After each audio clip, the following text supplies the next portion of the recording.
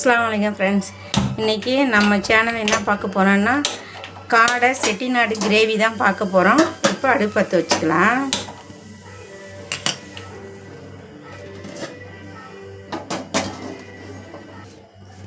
இப்போ சட்டி சூடாயிடுச்சு, எண்ணெய் ஊற்றிக்கலாம். கோல்டு வின்னர் தான் நாங்கள் ஊற்றி தாளிக்கிறோம். உங்கள் விருப்பம், உங்கள்கிட்ட என்ன இருக்கோ அதை ஊற்றி தாளிச்சிக்குங்க. செட்டிநாடு காடை கிரேவி. எண்ணெய் சூடாகட்டும். இப்போது 4 பல்லாரி வெட்டி வச்சுருக்கேன். 4 பல்லாரி, 4 தக்காளி, ஒரு 2 பச்சை மிளகா, கருவேப்பிலை சிறிதளவு. இப்போ அதை நம்ம போட்டுக்கலாம். நான் ஆல்ரெடி மசாலா வறுத்து அதை மிக்சியில் போட்டு திரித்து வச்சுருக்கேன். அதனால் அதுக்கு மசாலா எதுவும் தனியாக செப்பரேட்டாக போடுறது இல்லை. அதை வீடியோ எடுக்க முடியல. அதனால் நெக்ஸ்ட் வீடியோவில் நான் என்னெல்லாம் போட்டு அரைச்சேன்றதை காமிக்கிறேன்.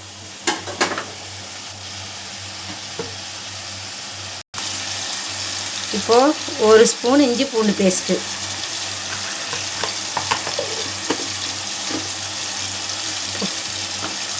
எல்லாத்தையும் போட்டு நல்லா மிக்ஸ் பண்ணலாம்.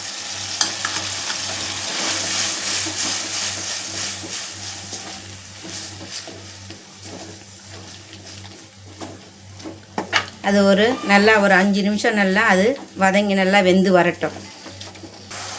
இப்போது மஞ்சத்தூள் போட்டுக்கலாம். ஒரு ஸ்பூன் மஞ்சத்தூள். பார்க்க மாட்டேன், நீ பார்க்க மாட்டேன். செய்முறை என் மாப்பிள்ளை, இது நான் இல்லை, என் மாப்பிள்ளை செய்முறை. 1 ஸ்பூன் வத்தத்தூள்,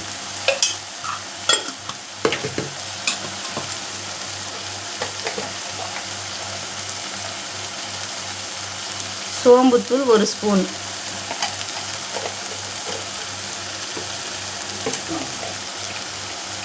சீரகத்தூள் 1 ஸ்பூன்,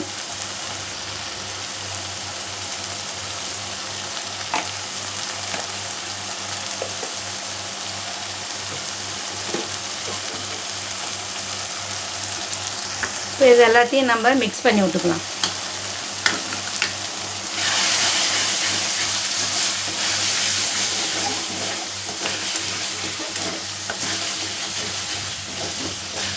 அது நல்லா வதங்கி வரும். இப்போ எல்லா மசாலாவும் வதங்கி வந்துடுச்சு. இப்போ தயிர் ஊற்றிக்கலாம். அதில்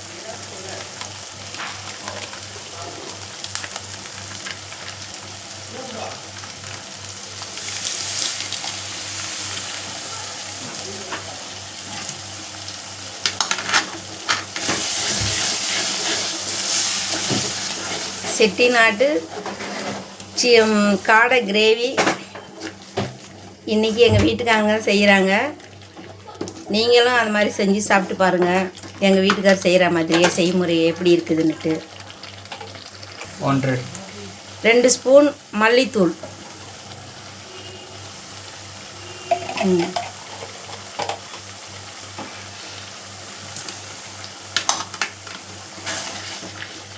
நாங்கள் போடுற அளவுகள்லாம் நீங்கள் கரெக்டாக போட்டு செய்யுங்க.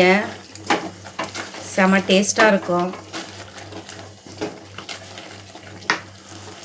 4 காடையை நான் க்ளீன் பண்ணி உப்பு, மஞ்சத்தூள், மசாலாத்தூள், குழம்புக்கு போடுற மசாலாத்தூளை போட்டு அதில் விரவி வச்சுருக்கேன். உப்பு உரைக்கட்டோன்றதுனால அதை இப்போ அதில் நம்ம போட்டுக்கலாம்.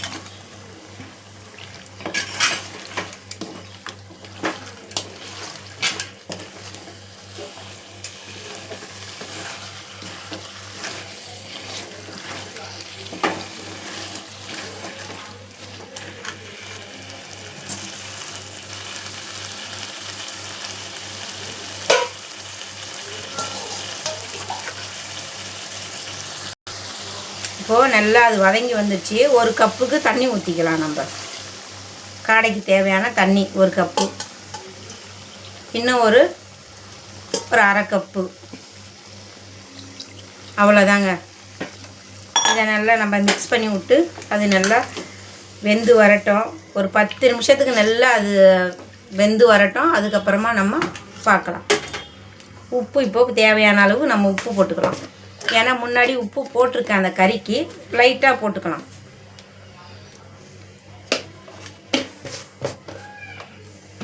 காடை வெந்து வந்த பிறகு திரும்ப உப்பு எப்படி இருக்குன்னு பார்த்துட்டு காணாட்டி போட்டுக்கலாம்.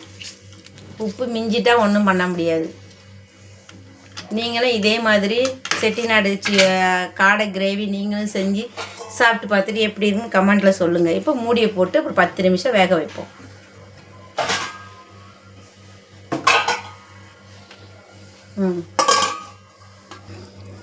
பாருங்கள், இந்த காடைக்கு ஒரு 7 பாதாம், ஒரு 8 பிஸ்தா, இதுதான் நான் இப்போ இன்றைக்கி அதில் போட்டு அரைச்சி ஊற்ற போகிறேன். ஒரு அரை மூடி தேங்காய். இப்போ இதை அரைச்சிட்டு உங்கள்கிட்ட காமிக்கிறேன். பாருங்கள், நல்லா காடை கிரேவி எப்படி வந்திருக்கு பாருங்கள். இப்போ தேங்காய்லாம் அரைச்சிட்டு வந்தாச்சு. இப்போ அதில் ஊற்றிடலாம். பாதாம் பிஸ்தா தேங்காய் ஊற்றிடலாம். அதில் நான் ஊற வைப்பேன். ஒரு நேரம் ஊற வைக்காமல் அரைச்சிடுவோங்க.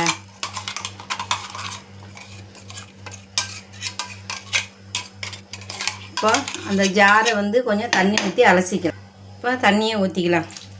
ஊற்றி நல்லா மிக்ஸ் பண்ணி விடலாம்.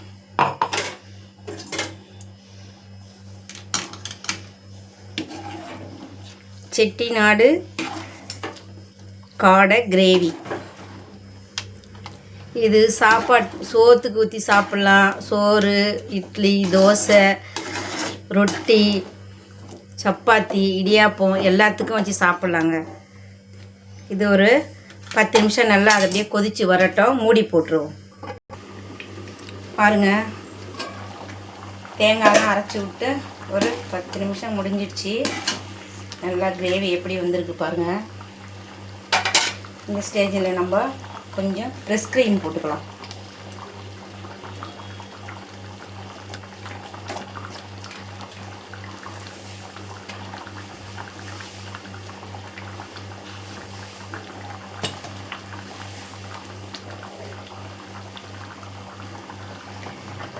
ஃப்ரெஷ் க்ரீம் போட்டாச்சு. அதை போட்டு நம்ம இப்போ அதை மிக்ஸ் பண்ணி விட்டுடலாம்.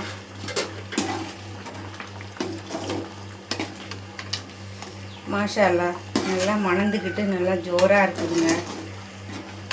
செட்டிநாட்டு கிரேவி, செட்டிநாட்டு காடை கிரேவி. நீங்களும் இதை செஞ்சு ட்ரை பண்ணி சாப்பிட்டு பாருங்கள். அப்போ தான் தெரியும் உங்களுக்கு அந்த டேஸ்ட் எப்படி இருக்குதுன்னுட்டு. ஓகேங்களா? இப்போ லைட்டாக அதுக்கு கஸ்தூரி மேத்தி போட்டுக்கலாம். பாருங்கள், சிறிதளவு கஸ்தூரி மேத்தி போட்டுக்கலாம். நான் வாங்கி அதை ஃப்ரிட்ஜில் ஸ்டோர் பண்ணி வச்சுருக்கேன் கஸ்தூரி மேத்தி. நெக்ஸ்ட்டு கொத்தமல்லியை கட் பண்ணி விட்டு நம்ம இறக்கிக்க வேண்டியதுதான். அவ்வளோதாங்க, செட்டிநாடு காடை கிரேவி ரெடியாகிட்டு. நீங்களும் இதே செய்முறையில் செஞ்சு சாப்பிட்டு பார்த்துட்டு எப்படி இருக்குதுன்னு எனக்கு கமெண்ட்டில் நீங்கள் சொல்லுங்கள். மாஷா அல்லாஹ், செமையாக மணந்துக்கிட்டு வருது. இதை நீங்களும் செஞ்சு சாப்பிட்டு பாருங்கள். இது இட்லி, தோசை, ரைஸு, சப்பாத்தி, ரொட்டி, இடியாப்பம் எல்லாத்துக்கும் இதை சாப்பிட்லாம். ஓகேங்களா? நீங்கள் இதை செஞ்சு சாப்பிட்டு பார்த்துட்டு எப்படி இருக்குதுன்னு எனக்கு கமெண்டில் சொல்லுங்கள். டேஸ்ட் எப்படி இருக்குதுன்னு. சப்ஸ்கிரைப் பண்ணுங்கள், லைக் பண்ணுங்கள், ஷேர் பண்ணுங்கள், பெல் ஐக்கானை கிளிக் பண்ணுங்கள். என்னுடைய சேனல் சப்போர்ட் பண்ணுங்கள். நெக்ஸ்ட் வீடியோவில் பார்க்குறேன்.